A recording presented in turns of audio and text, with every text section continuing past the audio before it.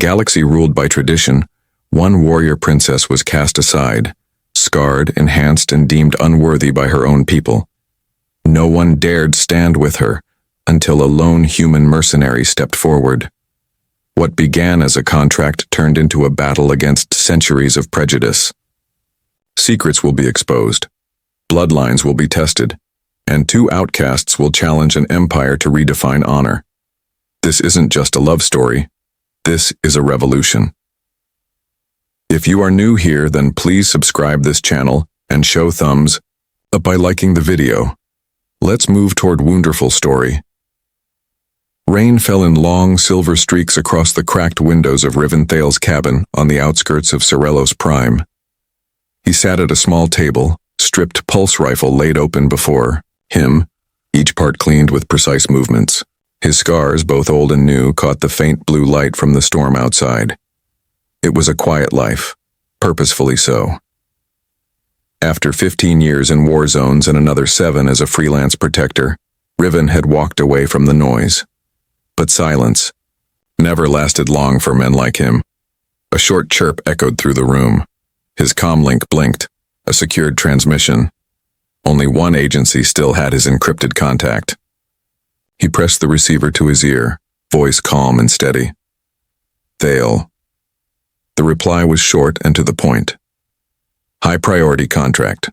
Royal Security Detail. Requested by name. The voice belonged to Darren Key, a handler Riven hadn't heard from in years. It's not a standard gig. Triple your usual rate. Transport leaves in 6 hours. I don't babysit nobles, Riven said without looking up from his rifle barrel. She's not just any noble, Darren continued. It's Princess Aurelian of the Yllaray Dominion. Riven paused. The Yllaray were a warrior race, 7 foot tall, armored scales, trained from childhood in the art of war. They ruled through combat and tradition, with bloodlines that were sacred and unmarred. They hate humans, Riven said flatly. And last I heard, they don't take bodyguards. They are the bodyguards. Circumstances have shifted. Aurelian fought in the Battle of Dareth Spiral. She took a direct hit, spinal injury. They replaced her entire vertebrae system with military-grade cybernetics. Her own people won't stand near her now. Her status is complicated. Riven leaned back, letting the words settle. And she asked for me specifically? Direct request. She reviewed your mission records, including Venari Reach. That made Riven frown. That operation had been off the books. Classified.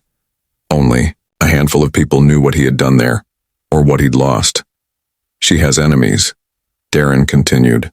Death threats, movement leaks, suspected insider sabotage, succession ceremony in 20 days. Her security team needs a specialist, someone who doesn't care about politics.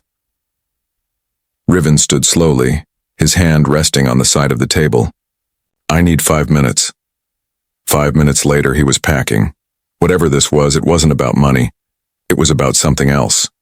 Maybe it was her asking for him. Maybe it was the way Darren's voice had changed when he mentioned insider threats. Or maybe Riven was just tired of pretending he was finished fighting. The transport ship lifted off just before dawn. Its course was locked toward Varades, the capital city of the Yllaray Dominion. Riven didn't speak to the crew. He didn't need to. He reviewed intel files, mapped the palace grounds, and studied her. Princess Aurelian. 29 cycles. Decorated war veteran. Injured during battle. Rebuilt with tech her people despised. Dozens of suitors from allied planets had withdrawn. Some refused even to enter the same room as her. She had become, in their eyes, a symbol of something impure. But Riven saw something different. In the still image of her addressing the High Council, there was steel in her expression. She didn't hide the glowing lines of power conduits beneath her armor. She didn't flinch when others stared. She stood like someone who had already accepted exile but refused to bow to it. The palace itself was carved into the side of a towering cliff, suspended high above a valley of bioluminescent forests. Crystalline towers spiraled toward the twin moons, and the main hall was filled with the scent of burning oils and old metal. Riven walked the hall alone, dressed in black armor marked only by a silver crest on the shoulder. Every pair of alien eyes that followed him burned with silent judgment. When the throne room doors opened, he stepped into the middle of an argument. A high-ranking male Yilare, decorated in gleaming warplate, was shouting, "This is disgraceful. Bringing a human into our court is an insult." A woman's voice replied, calm but forceful, "What insults our court is cowardice disguised as tradition." That voice belonged to her. She stood behind a tactical display table, silver scales glowing faintly beneath her armor. Her height was shorter than most of her species, but no less commanding. Her spine, laced with soft blue light, moved with a quiet hum, each step perfectly balanced. Her face was sharp, regal, eyes golden, unblinking. When their eyes met, Riven gave a respectful nod. "Princess Aurelian, Riven Thale," she said, studying him. 15 years combat. Venari Reach, Kiefer Siege, and Goran Fields. No known biases toward augmentations or non-humans. "I don't judge by appearance," he replied. "Metal or flesh, it's how people use what they have." A murmur rippled through the room. The older male scoffed, his disgust plain. "He speaks as though he is your equal." Aurelian turned, her voice colder now. "He speaks as someone I trust to keep me alive." And just like that, the room quieted. She crossed to stand before Riven, her gold eyes unwavering. "Can you protect me, even if it means defying every rule of this empire?" Riven met her gaze. "I wouldn't be here if I couldn't." For a long moment she stared at him. Then she turned back to the court. "Riven Thale will serve as my personal guard. Any objection is a challenge to my command, and I am not in the mood to lose." The court fell into silence, and Riven, for the first time in years, felt like he had just stepped into something that mattered. The wind blew cold across the cliffs of Verades, whistling between towers shaped like the spines of ancient beasts. Riven Thale stood at the edge of a marble training ground high above the palace, watching as Princess Aurelian moved through a series of combat drills with flawless grace. Her cybernetic spine glowed faintly beneath her black armor, each motion smooth, silent, efficient. Despite the artificial parts running through her back and limbs, she was faster than any soldier he'd trained beside. She wasn't broken. She was built for battle. And yet her people refused to see her that way. Aurelian spun, driving her staff into the center of a wooden target, splitting it in half. She straightened and turned toward him without speaking. Her expression remained unreadable as it had since his arrival. But Riven could feel the tension in her shoulders. The way she held herself said everything. She didn't want a bodyguard. She wanted an ally. "Ready to test your skills, human?" she asked, her voice cool but calm. Riven picked up one of the practice weapons from the rack. "That depends," he said with a faint smile. "You planning to go easy on me?" Aurelian didn't smile back.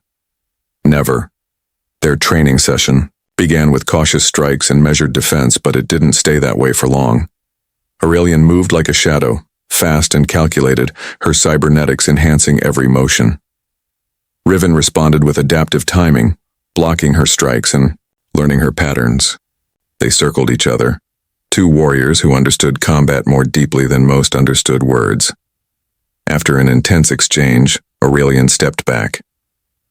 "Your style, it's not standard military."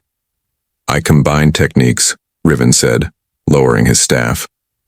"Urani evasive steps, earth defense blocks, and a few things I made up when things got messy." She tilted her head.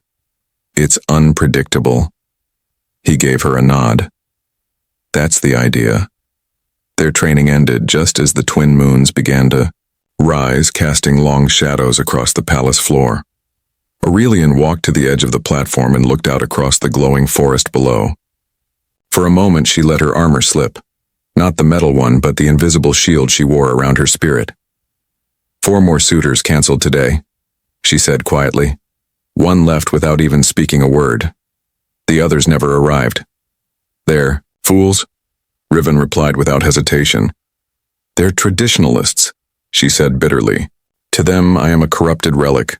A body rebuilt with machines has no place in our bloodlines." Riven walked to stand beside her. Do you believe that? She didn't answer at first. Then softly she said, I believe I was raised to fight, to lead, to serve. But now they only see what I lost, not what I became. Their conversation was cut short by the sound of alarms rising from the lower gardens. Riven's hand moved to his weapon before the sound even finished echoing. From the corner of his eye he saw Aurelian do the same.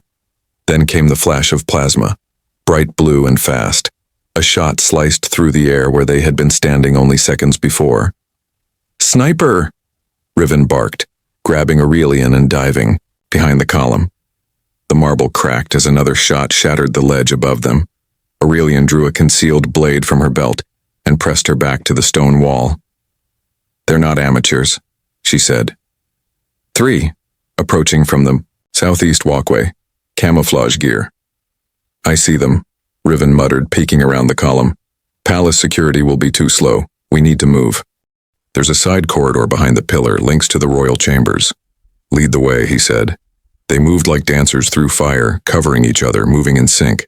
Riven fired quick bursts to keep the attackers pinned while Aurelian watched the angles. One figure darted across the path. Before Riven could shoot, Aurelian's blade was already in motion. It struck the enemy square in the shoulder, dropping them instantly. When they reached the corridor, the alarms had spread. Guards ran through the palace in every direction, but few had the clarity that Riven and Aurelian shared. Inside the quiet hallway, Riven finally stopped and turned to her. You okay? She checked her side, then nodded. No injuries. You? He touched a cut along his arm, where a shard of crystal had grazed him. Nothing worth reporting. She looked at him for a long moment. You handled yourself well. I've done this before, he replied. But I've never had a client who fought beside me. Aurelian gave him a strange look. Half approval, half something else. I'm not your client, Thale. I'm your responsibility, but I'm also your equal in battle. I wouldn't argue with that, he said. The next morning they trained again, earlier than usual. This time, Aurelian watched him more closely. She asked questions about his fighting techniques. He explained them simply, and she absorbed every word. Later, while walking the upper balcony, they overheard a pair of nobles whispering near the arches. Unnatural. Enhanced spine or not, no warrior would bond with something so altered. And the human probably doesn't care, they're used to living among scraps. Riven stopped in his tracks. His voice was calm, but his words were sharp.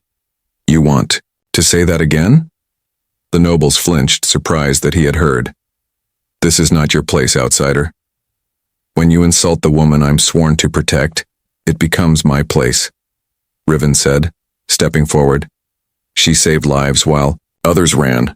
That spine you mock is why she's still here. The nobles quickly retreated, but the damage had been done. Aurelian stood nearby, her eyes fixed on him. There was something different in her gaze now. Respect, perhaps even a flicker of trust. No one has spoken for me like that in a long time, she said softly. I just told the truth, Riven replied. And for the first time since arriving at the palace, he saw her smile. Not a political gesture, not a careful mask, but a real, quiet smile meant only for him. Heavy clouds rolled across the skies of Virades as the air inside the palace grew thick with tension. Riven Thale stood silently beside Princess Aurelian in the central hall, his eyes scanning the nobles seated around the grand chamber. Their expressions ranged from discomfort to disgust. None of them spoke, but the message was clear. He did not belong. He wasn't Yilare, he wasn't noble, and to them he had no right to stand beside the princess, especially not now when her succession hung in the balance. The head of the council, a gray-scaled elder named Taran, raised his voice. Princess Aurelian, your deadline approaches. You have 7 days remaining to secure a bondmate of appropriate rank. Failure to do so will open your claim to formal challenge. Aurelian didn't flinch. I am aware, Elder Taran. Before she could speak further, another voice cut through the room. It was Valtran, her cousin, and the one many suspected wanted her throne. If the princess cannot find a suitor from the noble houses, perhaps we should invoke the trial of worth. Let her champion prove their value through combat and cunning. Gasps rippled across the room. It was a dangerous move. The trial of worth was an ancient tradition, almost never used. It allowed any warrior, regardless of status, to fight for the right to stand beside a royal heir. But it was also deadly, and Valtrin knew it. Aurelian stared at her cousin, her voice cold. That tradition has not been invoked in centuries. Then, let us honor our history, Valtrin replied, his smile thin. If your human protector believes himself worthy, let him prove it. Riven looked at Aurelian. He saw the hesitation in her eyes, the conflict between logic and pride. This wasn't their plan. They had been gathering evidence of Valtrin's betrayal, hoping to expose him at the council before the deadline. But this challenge changed everything. I'll do it, Riven said, stepping forward. I accept the trial. Chaos erupted in the chamber. Nobles shouted, some in protest, others in disbelief. A human in the sacred trials? It was unthinkable. But the laws were clear. The council could not deny his challenge once he had accepted under the princess's approval. Aurelian turned toward him, her expression unreadable. You realize what this means? I do, Riven said. You still trust me? She paused, for just a moment, then nodded. I trust you with my life. The next morning, the palace training arena was transformed into a coliseum. Tall stands held watching nobles and delegates. The first trial was a test of strength and reflex. Riven faced off against a Yalari warrior nearly twice his size, armed with a double-edged warhammer. The crowd expected a quick end, but Riven was not a man who fought with brute force. He moved like water, dodging heavy swings, rolling beneath strikes and striking with precise jabs. His size and agility became his advantage. The warrior fell, hard, and the crowd grew silent. A few uncertain claps followed. The second trial tested strategy. A simulated battlefield full of moving obstacles and drone attackers was set up inside the arena. Riven had to navigate the field, disable the drones, and reach a beacon at the far end. Valtrin had clearly tampered with the simulation. The drones moved faster than recorded speeds, and the walls shifted in random directions. But Riven adapted. He used debris for cover, redirected enemy fire to take out targets, and reached the beacon faster than any challenger in recent history. In the moments between trials, Aurelian joined him near the shaded edge of the arena. Her voice was low but urgent. Valtrin is interfering. The simulations aren't behaving normally. I know, Riven replied. He's trying to break me before we can reveal the truth. She hesitated, then placed a hand lightly on his arm. What you're doing, it's more than I ever asked of anyone. You didn't have to ask, he said. You stood your ground when everyone turned away from you. Now I'm standing with you. The final trial was the most dangerous, the maze of flame. A network of burning corridors and collapsing platforms designed to test endurance, courage, and decision-making under pressure. Only a few had ever completed it. Riven entered the maze, alone. Flames licked the edges of the walls as he moved swiftly, following air currents, remembering every shift and pattern Aurelian had shown him during their training. Twice he was nearly caught by falling debris. Once, he slipped and barely regained his footing. But he kept going, driven not just by the goal, but by the purpose behind it. This wasn't just about survival. It was about proving that worth was not written in blood but forged in struggle. When he emerged from the final gate, clothes scorched and face streaked with soot, a hush fell over the arena. Even the harshest skeptics had no words. Elder Taran stood slowly. By law and tradition, you have passed the trials of worth. Aurelian approached him in front of the watching crowd. Riven Thale, she said, her voice strong. You have faced every challenge, not only for me, but for the truth we both carry. He looked into her golden eyes, saw the pride and pain she tried to hide, and said quietly, Let's finish what we started. The council had no choice but to honor the result. But Valtrin wasn't finished, and both Riven and Aurelian knew The final battle wouldn't be in the arena. It would be in the shadows where betrayal still waited. Darkness fell over Varades like a heavy curtain. The lights of the palace flickered as a quiet tension swept through its halls. Inside the royal archives, Riven Thale and Princess Aurelian stood shoulder to shoulder, eyes fixed on the glowing display of a terminal. The screen pulsed with evidence. Transaction logs, encrypted messages, schematics of the modified trial systems, all pointing to one name, Valtrin. He had done more than sabotage her trials. He had tried to end her claim with lies and treachery. "They'll never believe it unless we show them everything," Riven said, his voice low but steady. Aurelian nodded, and even then, some won't want to hear the truth. They knew time was running out. Valtrin had already called for a special council meeting. The timing wasn't coincidence. It was strategy. If they didn't act now, he would use the final days before the succession ceremony to strip Aurelian of her position forever. As they prepared to bring the evidence forward, a quiet knock came at the archive door. A palace guard stepped inside, his expression tense.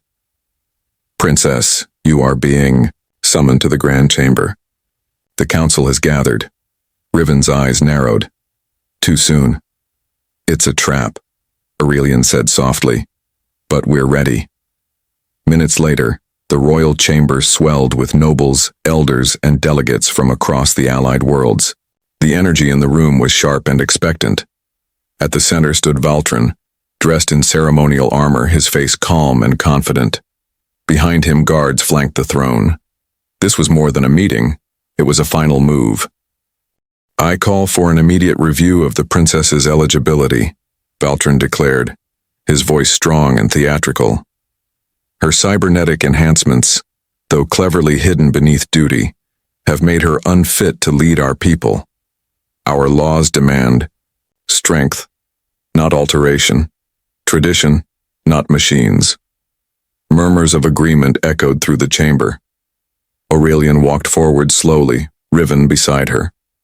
She held her head high, her shoulders square, though her heart beat with the weight of generations watching. "If strength is measured by scars," she said clearly, "then I carry mine with pride. I did not choose this body, but I chose to survive. I chose to serve." Valtrin sneered. "And yet no noble warrior would take your hand. No one would stand beside you until this outsider arrived." Riven stepped forward. "I'm not from your world, I don't follow your customs, but I've fought beside her. I've bled for her. And I've seen more courage in her than in a room full of warriors who hide behind rules instead of action." Valtrin's face darkened. "You have no place in our legacy."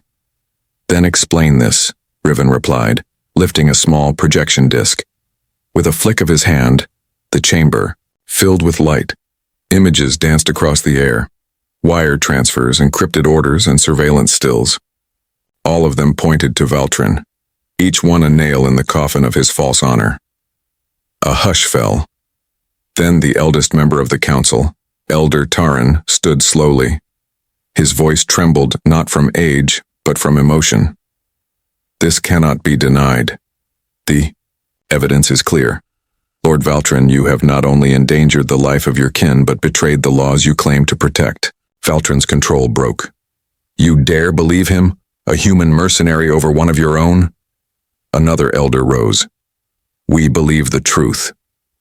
Valtrin moved fast. Too fast. He lunged toward the projection disc. But before he could strike, Aurelian stepped in front of Riven. Her blade, quick as thought, met Valtrin's with a sharp metallic cry. The two clashed in a brief but violent struggle. And when it ended, Valtrin lay on the stone floor, disarmed and defeated, the tip of Aurelian's blade at his throat. "I should end this now," she said, her voice low and firm. "But I will not repeat your mistakes. Let justice decide your fate, not vengeance." Valtrin was dragged away under guard. The chamber remained silent until Elder Taran stepped forward again.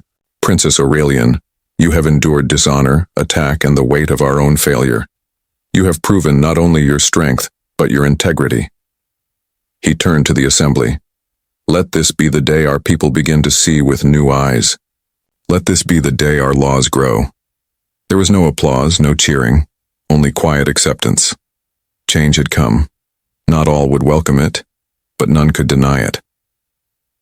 Later that evening, Riven and Aurelian stood alone in the palace garden.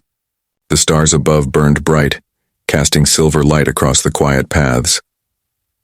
"We did it," Riven said softly. Aurelian nodded.